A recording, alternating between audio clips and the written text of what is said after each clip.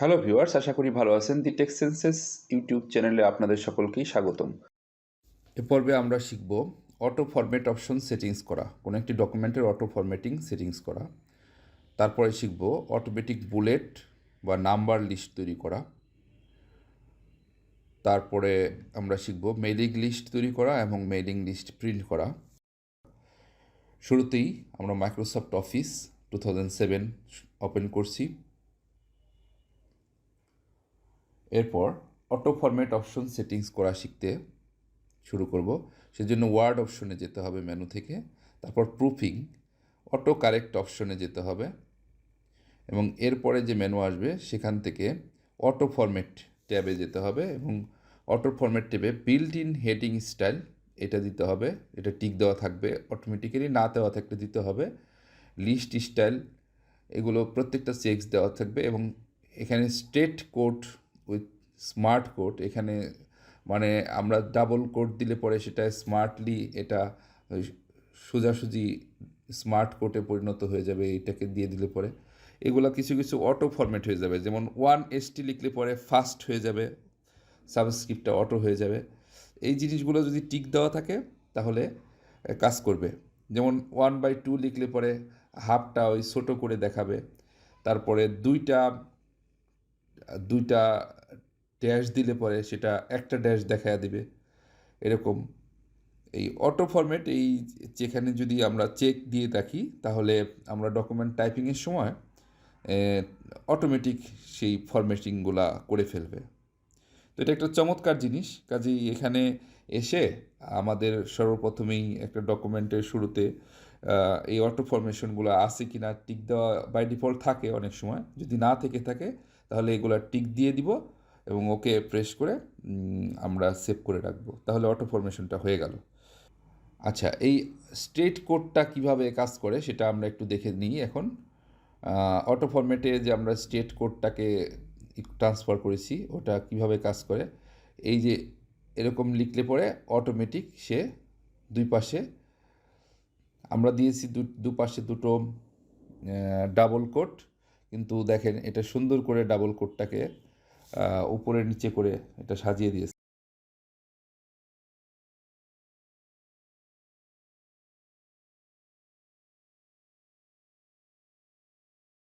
1ST লিখলাম, এটা automatic first হয়ে গেল।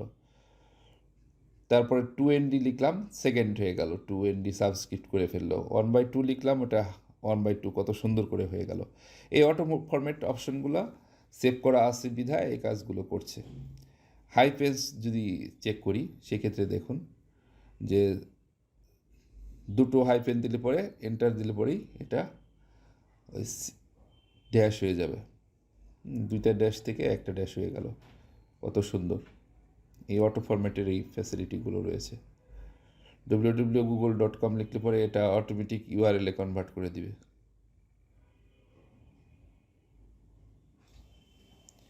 ইমেল অ্যাড্রেসটাকে অটোমেটিক্যালি সে কনভার্ট করে ফেলবে ইমেইলে। তো অটো ফরম্যাটটা ওপেন করা থাকলে এইভাবে অটো ফরম্যাটগুলো কাজ করবে। এবার আমরা শিখব কিভাবে অটোমেটিক বুলেট বা নাম্বার লিস্টিং করা যায়।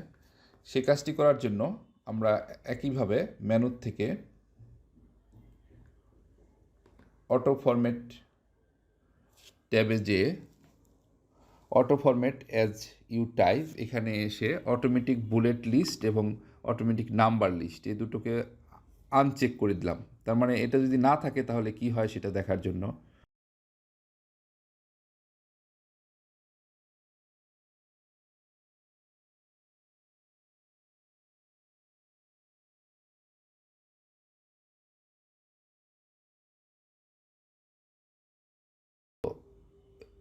এটা যদি না থাকে অটোমেটিক বুলেট লিস্ট বা অটোমেটিক নাম্বার লিস্ট, তাহলে 1.test বা 2.test আমরা যাই লিখি না কেন এটা অ্যাজ ইট ইজ যেরকম লিখলাম ওরকমই থেকে যাবে। কিন্তু যদি ওই দুটো চেক দিয়ে আসি তাহলে কিন্তু এগুলোকে অটোমেটিক সে লিস্টে পরিণত করে ফেলবে।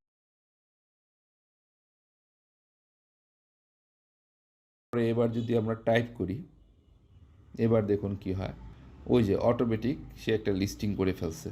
এখন এন্টার দিলে 2 চলে আসলো, অটো চলে আসলো, আবার 2 ডট লিখতে টাইপ করতে হলো না। এভাবেই অটোমেটিক বুলেট বা নাম্বার লিস্টিং কাজ করে। এখন আমরা শিখব হচ্ছে মেইলিং লিস্ট তৈরি করা ও প্রিন্ট করা। মেইলিং লিস্ট তৈরি করার জন্য সিলেক্ট রিসিপ্যান্ট, মেইলিংয়ের ভিতরে সিলেক্ট রিসিপ্যান্টে যেতে হবে এবং সেখান থেকে আমার লিস্ট তৈরি করতে হবে। যদি নতুন লিস্ট থেকে থাকে সেটা আমরা এখানে কপি পেস্টও করতে পারবো অথবা ইম্পোর্টও করতে পারবো। তবে আমরা যদি এইভাবে লিস্ট টাইপ করে দিই বা লিস্ট তৈরি করে দিই তাহলে অটোমেটিক্যালি দেখবেন যে কতগুলো এই মেইলিং লিস্টটায় তৈরি হয় হচ্ছে, ধরেন একটা ডকুমেন্ট 100 জনকে পাঠাতে হবে, তাহলে ইনভেলপ তৈরি করতে হবে 100টা। তো সেই ক্ষেত্রে এই ইনভেলপটা তো 100 জনের জন্য 100 বার টাইপ করা ভেরি ডিফিকাল্ট ইনভলভের মধ্যে। কাজে আমরা একটা লিস্ট যে আছে এক্সিস্টিং যে 100 জনের তালিকা আছে সেই তালিকার থেকে সেই তালিকাটা যদি এখানে বসায় দিই তাহলে একটা ক্লিক করা মাত্রই 100 জনের নামে 100টা চিঠি ইস্যু হয়ে যাবে, বা হেডারের মধ্যে বসে যাবে, বা ইনভেলপের মধ্যে 100 জনের নাম বসে যাবে এরকম। তো আমরা এখানে 2-3 জনের একটা তালিকা তৈরি করে বিষয়টাকে ডেমনস্ট্রেট করার চেষ্টা করছি। তো আমরা প্রথমে মেলিংয়ে ট্যাবে গিয়েছি, তারপরে সিলেক্ট রেসিপেন্টে গিয়েছি, এখন টাইপ করছি আর কি নিউ অ্যাড্রেস লিস্টগুলোকে টাইপ করছি। তো টাইপ করা শেষ হয়ে গেলে তারপরে আমরা ওকে বাটনে ক্লিক করব।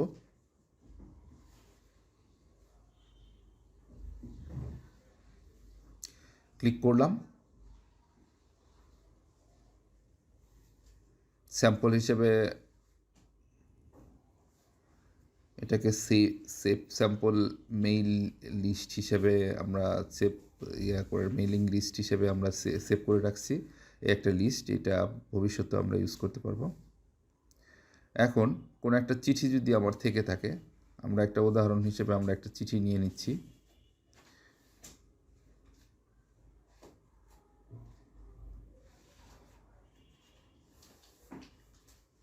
তো ডিআর দিয়ে আমি ওই মেলিং লিস্ট থেকে কোনো একজনের নাম দিব, সেক্ষেত্রে লেটার তৈরি করছি।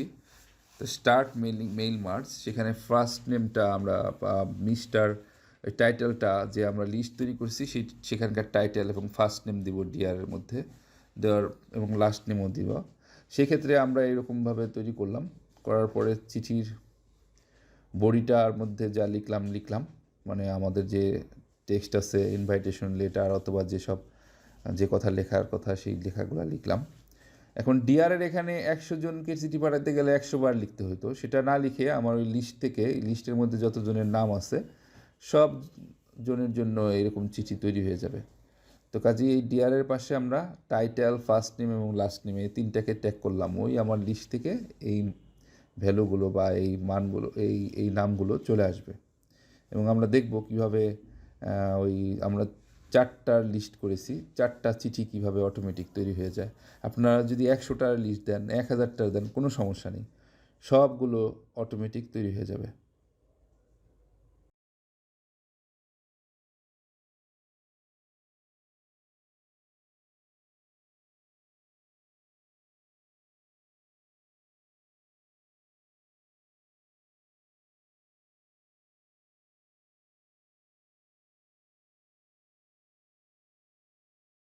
ফিনিশ মেল লিস্ট যখন দিব, প্রিন্ট ডকুমেন্ট, এটা প্রিন্ট হয়ে যাবে, তখন অল দিলাম, তার মানে 4টা ডকুমেন্ট প্রিন্ট হবে। আমরা এখন প্রিন্ট করতে যাচ্ছি, পিডিএফে প্রিন্ট করে দেখি কি হয়। ডকুমেন্টের নাম দিলাম,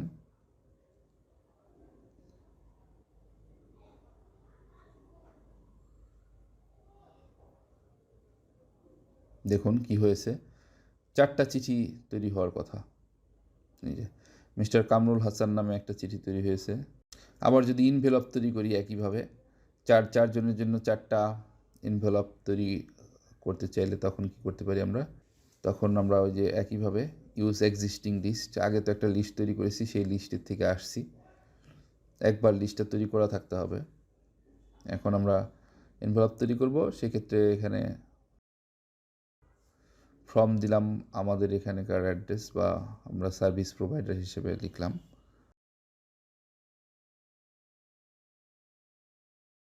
টু দিব হচ্ছে ক্লায়েন্টের ওই অ্যাড্রেসগুলো যাদেরকে আমরা চিঠি দিব। দেওয়ার পরে কাকে টু দিচ্ছি, তার ফার্স্ট নেম, লাস্ট নেম এগুলো দিলাম, এবং অ্যাড্রেস লাগতে পারে। সেটা আপনারা সুবিধা মতো দিয়ে নেবেন, যা যা প্রয়োজন দিয়ে নেবেন। আমরা স্যাম্পল হিসেবে দেখাচ্ছি, এবং অ্যালাইন করে নেবেন নিজেদের মতো করে। ফিনিশ দিয়ে দিলাম, প্রিন্ট ডকুমেন্ট হয়ে যাবে, অল ডকুমেন্টস তৈরি হবে। এবারও আবার পিডিএফে যদি আমরা প্রিন্ট করতে চাই তাহলে ইনভেলপগুলো পিডিএফে চলে যাবে। পিডিএফে তৈরি হলে দেখা যাক কী হয়। সেভ দিয়ে দিলাম ডকুমেন্টে।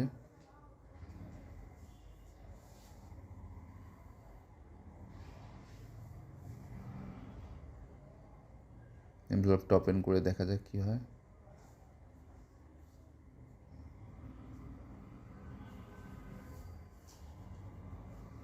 টু কাম রুল, এই সবগুলোর জন্য সেপারেট পেজ বা এনভেলপ হওয়ার কথা। ঠিক চিঠির ক্ষেত্রেও এরকম হয়েছে।